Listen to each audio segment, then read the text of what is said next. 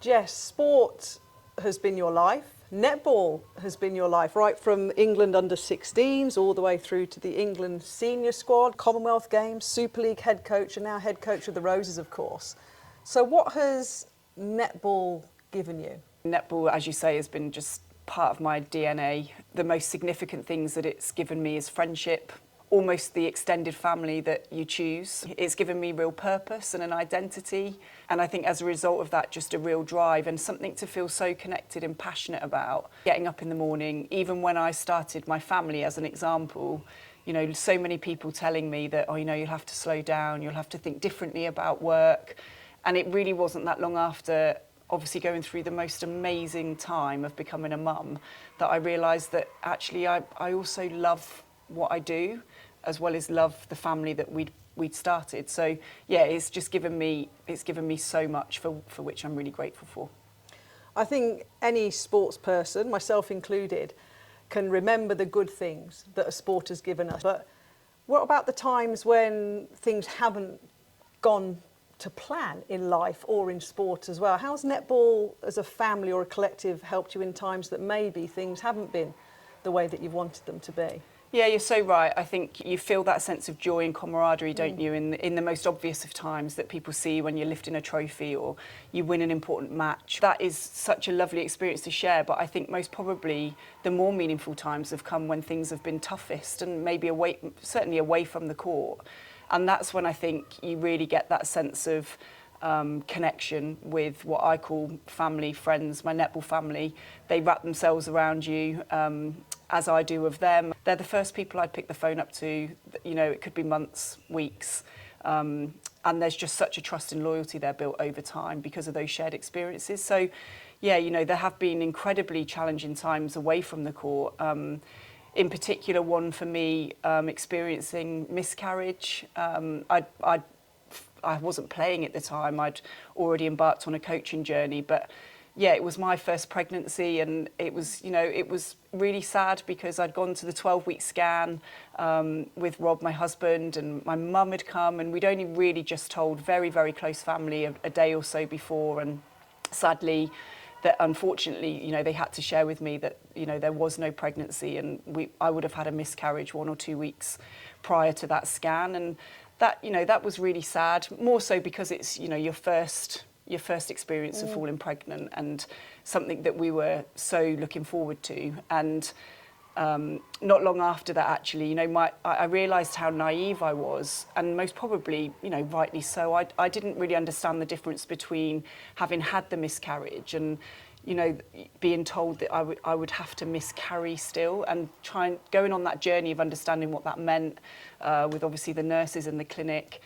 And it just so happened that I was due to go on quite a relaxing holiday with the closest of my netball family and friends.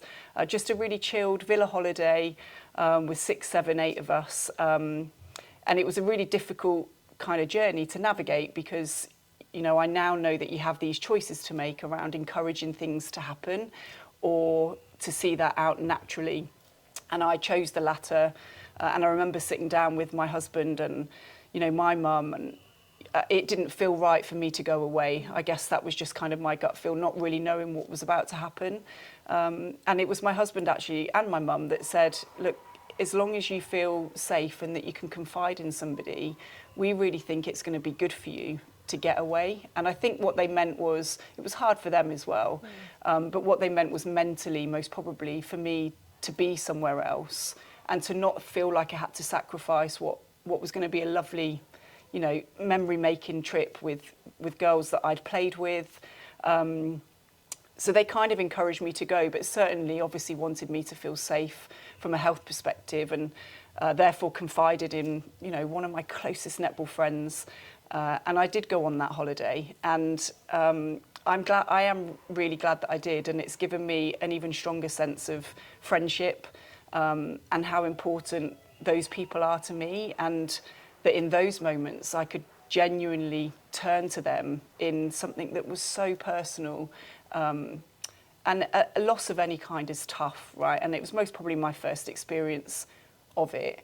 And so I shared, I shared that with one of my closest friends. That then meant, I could go away and enjoy the time, enjoy the memories, but at the same time know that I was going to be able to turn to her when times got a bit tough. And they did. And, I remember we went to the beach, our first beach day, and quite quickly had to turn around. And that's when I knew things were taking a little bit of a turn for the worst. And I didn't even have to speak to my friend. She could just see, and just helped kind of cover everything up to protect me. And we headed back, and, I lay low for a couple of days. And she had my back every step of the way, as all of them would have done. But there was no way that I wanted to kind of overburden people on their holiday. And kind of came out the other side, and things change after that, don't they? It's really difficult. It kind of changes that whole journey through conception. It takes the shine off it. There's a big pressure, and as we kind of journeyed through that experience as a family and as a couple, falling pregnant again does feel different, because you've kind of lost the spark of that first time, and there's a lot of anxiety building around, and naturally so. Will I ever fall pregnant again? Is there something wrong with me? I remember going to the GP because I hadn't fallen pregnant as quickly as I thought I should, whatever that means. I remember, some great advice from the GP was the fact that you've fallen pregnant is a really positive sign. There's most probably going to be reasons naturally why that pregnancy has failed on this occasion. But then even when we did fall pregnant, the paranoia around really believing that I was, going for 3D or 4D scans so early in the pregnancy to kind of prove to myself so that I could feel that joy again that I felt that I'd had the first time.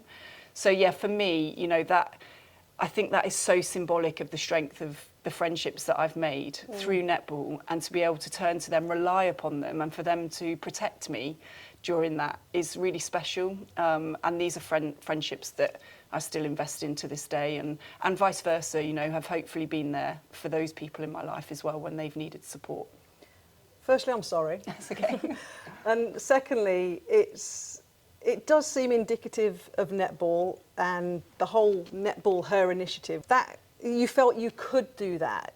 And it seems like it was a really important part of you going through that process and you healing, that your husband and your family thought, this is what you need, Jess. So that is an amazing example of the Netball family, and talking and opening up and sharing. It doesn't have to be with a lot of people, as you say, but that sounds like it was really, really important to you to open up and share with fellow women who may have gone through the same experience as you, and you've got that from your Netball family. It sounds like they were a real key part in your healing process. Absolutely, and I think, my direct family, my husband, my mum, they were absolutely there for me 100%. But for them to know and to encourage me to move and trust in my other family, which was through netball, just goes to show you that the strength of those friendships, because they knew that that might be something that would help me through. And it certainly did. And as you say, sadly, miscarriage is so common, which is really sad. But I think in opening up about it, both at the time and I think since, and really, I'm inspired by the stories that I've heard through NETBALLHer over the last 12 months, to kind of share my story in the hope that even if it's simply that you raise awareness about something so that people aren't starting from ground zero, or aren't quite as naive as maybe I was. I think it's very personal. So this isn't about telling people to do something or to share something, but hopefully if it gives people confidence to do it, if they're feeling as though they need to lighten that load, then that would be an amazing impact to have. Well, it's giving players, isn't it, of whatever age group who play our sport, that resource, isn't it? And maybe the confidence and that curiosity to be answered as well, whether it's a teenage girl with periods, if it's about pregnancy, about miscarriage, if it's about menopause. I talked to you about your journey at the start from that England under-16 all the way through to the head coach role now. How have you seen that kind of family get better in terms of communicating? You must see it now with the Roses, with the England team. Are players just better at communicating and sharing and relying on each other a little bit more as the years have gone by? Yeah, I mean, I'm really fortunate to kind of observe a group of girls, young women at the Roses level who I see in them what I've felt and what I've described in terms of friendship. And I think it's all about the environment that you set up, isn't it? I think you have to create some psychological safety for people to feel that they can share, but they're doing that with each other as well, you know, way beyond anything that we're doing purely through sport alone. That's a measure of the type of people that they are and the incredible women that they are leaning into each other for support. We've got some fantastic role models in the Roses. You know, we've had the likes of Eleanor Cardwell talking about sports bras and being so open with that and being so positive about body image. I think Fran Williams, obviously our most recent Roses captain, speaks passionately, and it just kind of, it comes from such a good place with Fran. You know, she stands up for so many people and so many things that cover a lot of the topics that NETBALLHer delves into. And so, yeah, I'm very fortunate to see strong, empowered women want to not only represent themselves, but others so positively. And yeah, you know, this is a story about miscarriage and loss and conception. But there are so many stories that we could cover, and I have a young daughter, and watching her in that netball environment, I can take some real, I guess, heart in the fact that I know that she's going to be surrounded by brilliant people, and I see that every week, you know, like the friendships that she made that, you know, even just a couple of weeks ago in an under-12 netball tournament, you know, her language just shifts, you know, like, oh, these are my friends now, Mum. I feel like they're my friends, not just my peers and my teammates. And there is something really lovely in that, to kind of go full circle and think, I'm so pleased and proud that she's going on her own journey that won't simply, you know, help her progress as a netballer, but actually as a person. And that's really reassuring to see. You mentioned how proud and pleased you are in terms of your daughter playing and the journey that she's on.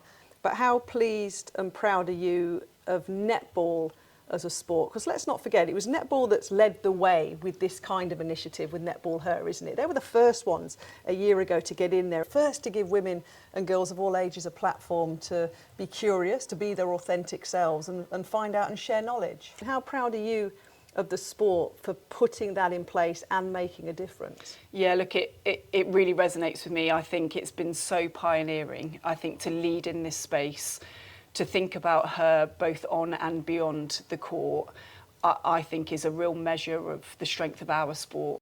I couldn't be prouder to be involved in a sport that's leading the way in a different way. You know, often the focus is on performance, it's on what we do on the court, what millions of women are doing on the court week on week. But actually, we're all just people, and we turn up to walk in netball or a Roses match, and we've got a lot going on. And I think if you feel that you can also be yourself, then absolutely that translates in how people enjoy the sport at whatever level.